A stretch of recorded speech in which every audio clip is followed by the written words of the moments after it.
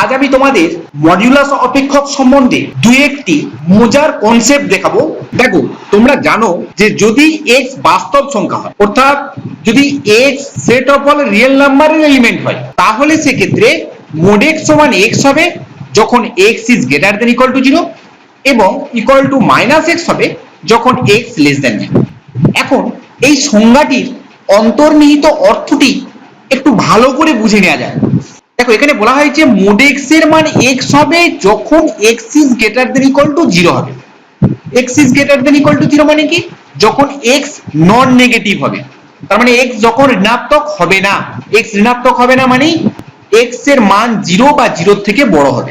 তাহলে x non negative হলে তখন mod x এর মান x হবে, কারণ সেক্ষেত্রে x টি কিন্তু নিজে থেকেই ধনাত্মক।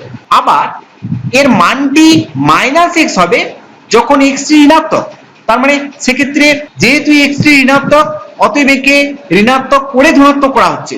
তার মানে এক্ষেত্রে এটি বোঝালো যে mod x এর মান কখনোই ঋণাত্মক হয় না।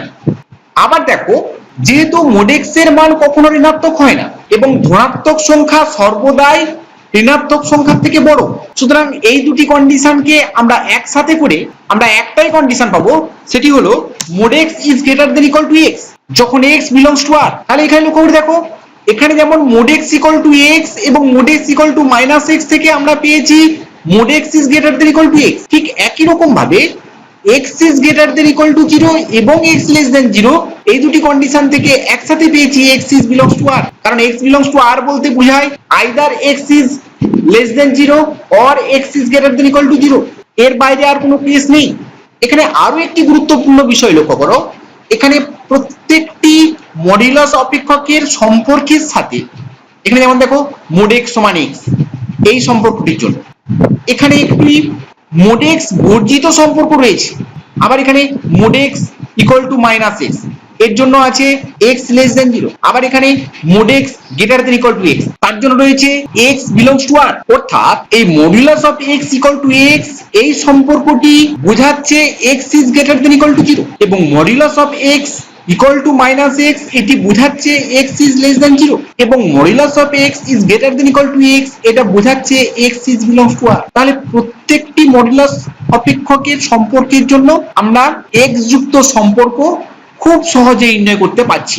শুধু এই কনসেপ্টটিকে মাথার মধ্যে রেখে দিলেই আমরা এইখান থেকে অনেকগুলি সমস্যা নিজেরা তৈরিও করতে পারবো বা এর সমাধানগুলিও খুব সহজে বলতে পারবো। যেমন যদি বলা হয় যে mod x equal to x এই সমীকরণটির সমাধানটি কি হবে, তাহলে যেহেতু mod x সমান x ঘটেছে, অতএব এই সমীকরণটির সমাধানটি হবে x is greater than equal to 0, তার মানে x হলো নন নেগেটিভ রিয়েল নাম্বার। তাহলে এই প্রশ্নটির উত্তর যেমন এই সংজ্ঞাটির সাহায্যে দেওয়া যায়, ঠিক একই রকম ভাবে ডাইরেক্টও তোমরা দিতে পারো। কারণ দেখো, এখানে mod x এর মান x বলা হয়েছে, তার মানে x টি নন নেগেটিভ, কারণ mod x কখনোই নেগেটিভ হতে পারে না। তাই mod x নন নেগেটিভ হওয়ার জন্য x টিও নন নেগেটিভ, তাহলে x নন নেগেটিভ মানেই x greater than equal to 0, এটি খুব সহজেই বলা যাচ্ছে। আবার একই রকম ভাবে যদি এই mod x সমান মাইনাস x এর সমাধান নির্ণয় করতে চাই, তাহলে এই শর্তটি লিখলেই চলে। এক্ষেত্রে অবশ্য ইকুয়াল টু সাইনটি নেওয়া হয়েছে, কারণ x ইকুয়াল টু 0 এই সমীকরণটি সিদ্ধ করবে।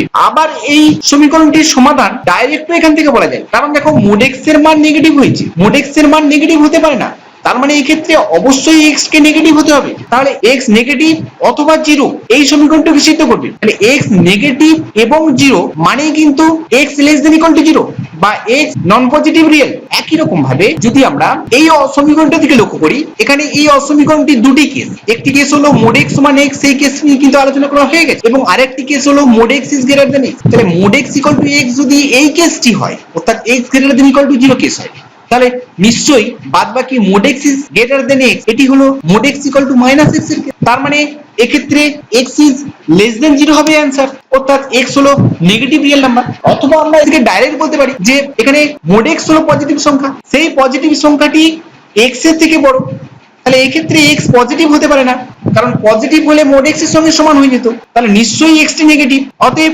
এক্ষেত্রে অ্যান্সারটি হলো x ইজ লেস দেন 0।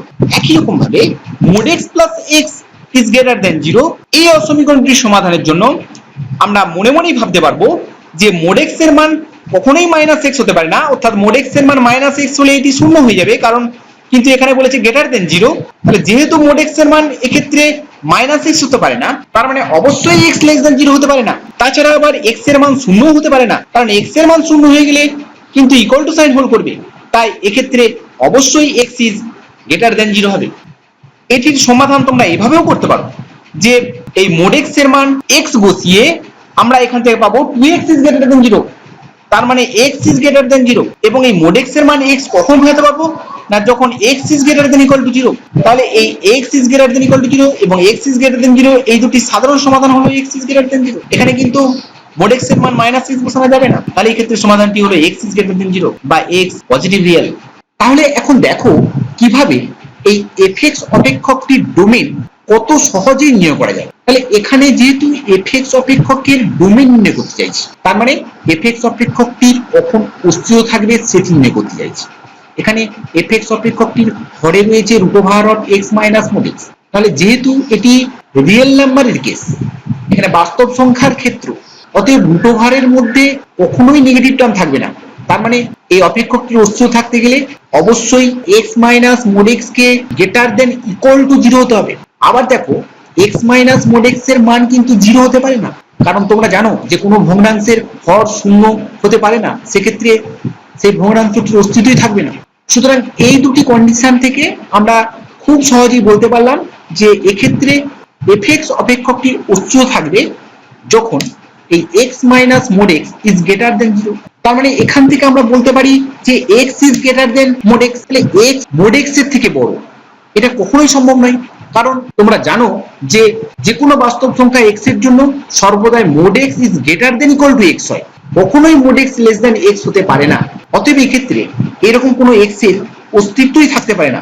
সুতরাং এই অপেক্ষকটির ডোমেইনটি হলো ফাই। একই রকম ভাবে যদি আমরা এই অপেক্ষকটির ডোমেইন নির্ণয় করতে চাই, তাহলে সেক্ষেত্রে পূর্বের মতনই এই modulus of x - x is greater দেন 0 হবে, সেক্ষেত্রে mod x is greater then x হবে। তোমরা জানো যে mod x is greater than equal to x হয়, তার মধ্যে ইকুয়াল সাইন হোল্ড করে যখন x ইজ পজিটিভ, এখানে গ্রেটার দেন সাইন হোল্ড করেছে, অতএব এক্ষেত্রে অবশ্যই x ইজ লেস দেন 0 হবে। তাহলে এই অপেক্ষকটির ডোমেইন হলো সেট অফ অল নেগেটিভ রিয়েলস। পরবর্তী এই অপেক্ষকটির ডোমেইন নির্ণয় করার জন্য পূর্বের ন্যায় আমরা এই x plus mod x k greater than 0 হিসেবে ভাববো। তাহলে এখানে mod x এর মান -x হতে পারে না, কারণ mod x এর মান -x হয়ে গেলে সেক্ষেত্রে 0 ইজ গ্রেটার দেন 0 হয়ে যাবে। তাহলে mod x এর মান -x হতে পারে না, মানে x লেস দেন 0 হতে পারে না, আবার x ইকুয়াল টু 0 হতে পারে না, কারণ x ইকুয়াল টু 0 হলে এখানে আবার 0 এসে যাবে। সুতরাং এক্ষেত্রে একমাত্র সমাধানটি হলো x ইজ গ্রেটার দেন 0। সুতরাং এই ক্ষেত্রে ডোমেইনটি হলো সেট অফ অল পজিটিভ রিয়েলস। আমরা একটু আগে একটি রিয়েল ভেরিয়েবল x এর জন্য mod x কে ডিফাইন করেছি, আর এখন আমরা দুটি রিয়েল ভেরিয়েবল x ও y এর জন্য mod x ও mod y বা modulus of x plus y K define করব।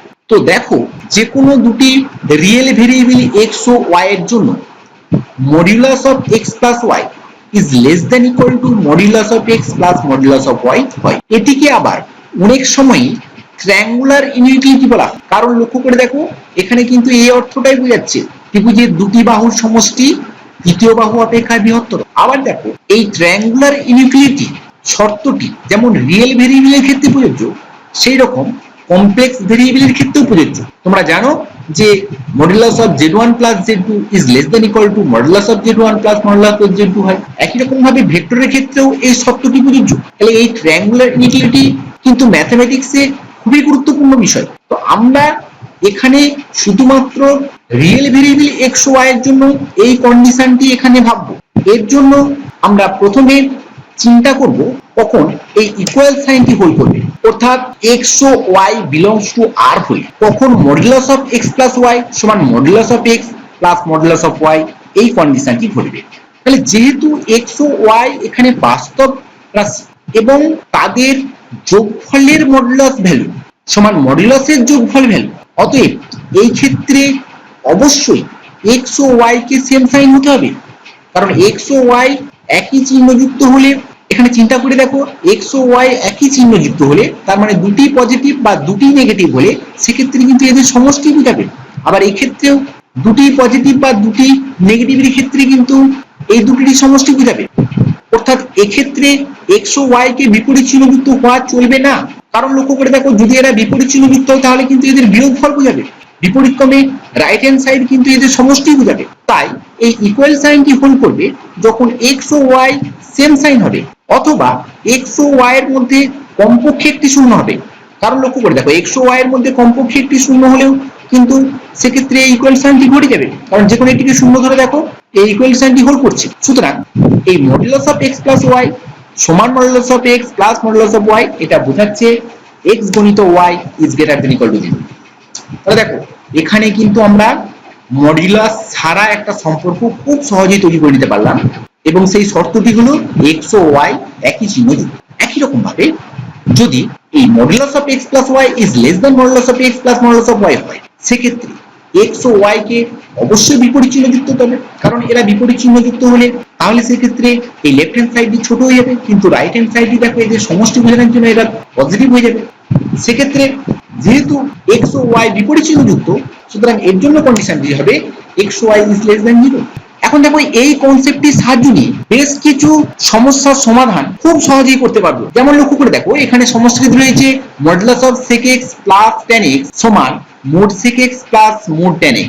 এটি হলে 0 less than equal two sin x less than 1 হবে, অর্থাৎ এই শর্তটি এবং এই শর্তটি একই, এটি আমরা প্রমাণ করব। তো এর জন্য যেহেতু এখানে modulus of fx plus gx সমান modulus of fx plus modulus of gx ঘটেছে, অতএব অবশ্যই এখানে fx ও gx অর্থাৎ এখানে sec x ও tan x এরা সেম সাইন, অথবা এদের মধ্যে কমপক্ষে একজন 0। তার মানে এই শর্তটি থেকে খুব সহজেই বলতে পারছি যে sec x গুণিত tan x is greater than equal to 0। এটিকে যদি আমরা এখন ভেঙে দিই তাহলে sin cos এ ভাঙার পরে আমরা এখান থেকে পাচ্ছি sin x divided by cos square x is greater than equal to 0। তো এক্ষেত্রে cos square x always positive, যেহেতু cos স্কয়ার x সর্বদাই ধনাত্মক, অতএব এই শর্তটি সত্য হবে যখন sin x greater than equal to 0 হবে। তাহলে sin x কে এক্ষেত্রে অবশ্যই গ্রেটার দেন 0 হতে হবে, এবং যেহেতু cos স্কয়ার x টি ঘরে রয়েছে অতএব cos x not equal to 0। এখন দেখো sin x is greater than equal to 0, এটা বোঝাচ্ছে sin x 0 থেকে 1 এর মধ্যে, কিন্তু sin x এর মান 1 হতে পারে না, কারণ sin x সমান 1 হলে cos x সমান 0 বোঝাবে। যেহেতু cos x not equal to 0 অতএব sin x এর মান 1 হতে পারে না। অতএব এই কন্ডিশনটিকে আমরা খুব সহজে লিখে ফেলতে পারবো এইভাবে 0 less than equal two sin x less than 1। তাহলে দেখো কত সহজেই প্রমাণটি করা গেল। পরবর্তী এই সমস্যাটিকেই আমরা লেস দেন আকারে লিখেছি। এখানে আমরা এটির জন্য শর্ত নির্ণয় করব। এখানে যেহেতু লেস দেন সাইনটি ভুল করেছি, অতএব এখানে sec x ও tan x পরস্পর বিপরীত চিহ্নযুক্ত হবে, তার মানে sec x * tan x is less than 0। তাহলে এটিকে sin cos এ ভাঙলে এখান থেকে পাচ্ছি sin x by cos square x is less than 0। তাহলে যেহেতু cos স্কয়ার x সর্বদাই পজিটিভ, অতএব এক্ষেত্রে sin x কে অবশ্যই লেস দেন 0 হতে হবে, যেখানে cos x not equal to 0। তাহলে যেহেতু এই কন্ডিশনটি বলে দিচ্ছে sin x -1 থেকে 0 এর মধ্যে, যার মধ্যে sin x এর মান মাইনাস হতে পারে না, কারণ sin x এর মান -1 হলে cos x এর মান 0 হয়ে যাবে, কিন্তু এখানে cos x not equal to 0। অতএব আমরা এই কন্ডিশন থেকে লিখতে পারবো যে -1 is less then sin x less than 0। পরবর্তী এই সমস্যাটি লক্ষ্য করো, এখানে fx ও gx এই দুটি অপেক্ষককে এইভাবে ডিফাইন করা হয়েছে, যেখানে fx ও gx এর মান দেওয়া আছে এরকম। তাহলে এখানে যেহেতু modulus of fx plus gx is less than modulus of fx plus modulus of gx, অর্থাৎ এই কন্ডিশনটি ঘটেছে, অতএব অবশ্যই fx গুণিত gx লেস দেন 0 হবে। তাহলে fx গুণিত gx লেস দেন 0 হবে মানে এখানে fx আর gx এর মান দুটি বসিয়ে হবে। এখন আমরা এই x টিকে পজিটিভ করার জন্য বোথ সাইডে মাইনাস দিয়ে গুণ করে দিলাম, যার জন্য এটি গ্রেটার দেন 0 হয়ে গেল। তাহলে তোমরা জানো যে x - 3 গুণিত x - 4 গ্রেটার দেন 0 এটি বলতে কি বোঝায়? তোমরা ওয়েভি কার্ভের সাহায্য নিতে পারো, বা এমনিতেও সরাসরি বলতে পারো যে যেহেতু গ্রেটার দেন 0 হোল করেছে, অতএব x এর মানটি ছোট থেকে ছোট হবে অথবা বড় থেকে বড় হবে। এখানে ছোট বলতে 3, সেই 3 এর থেকে ছোট হবে, অথবা এখানে বড় হলো 4 অথবা 4 এর থেকে বড় হবে। তার মানে x এর মানটি হলো -∞ থেকে 3 অথবা 4 থেকে ∞। তাহলে এটি হলো এই অসমীকরণের সমাধান।